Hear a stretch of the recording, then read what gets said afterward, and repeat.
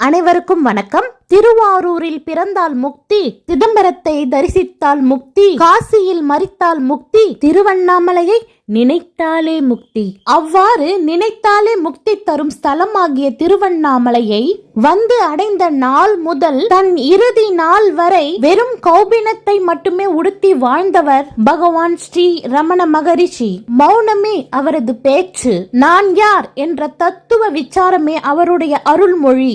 அப்பேற்பட்ட பகவான் ரமண மகரிஷியின் வாழ்க்கை வரலாற்றையும் அவருடைய போதனைகளையும் பல எபிசோட்களாக பிரித்து ஷார்ட்ஸில் பார்ப்போம். இன்று முதலாவது எபிசோடாக அவர் அவதரித்த வரலாற்றை பார்ப்போம். தமிழகத்தில் மதுரைக்கு தென்கிழக்கே 30 மைல் தூரத்தில் இருக்கிறது திருச்சுழி என்னும் கிராமம். 1879 ஆண்டு திருச்சுழி 500 வீடுகளை கொண்ட ஒரு கிராமமாக இருந்தது. பழமை வாய்ந்த திருமேனிநாதர் சிவபெருமான் கோவில் இங்குதான் இருக்கிறது.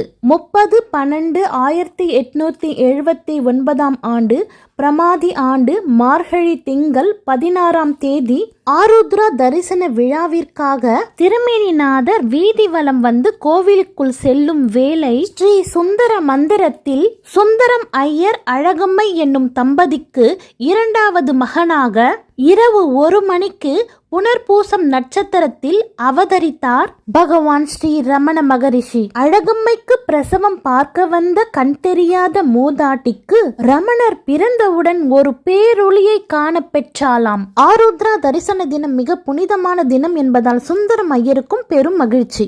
நாளை அவருடைய பாலப்பருவ சில நிகழ்வுகளை பார்ப்போம். நன்றி. மீண்டும் அடுத்த பதிவில் சந்திப்போம்.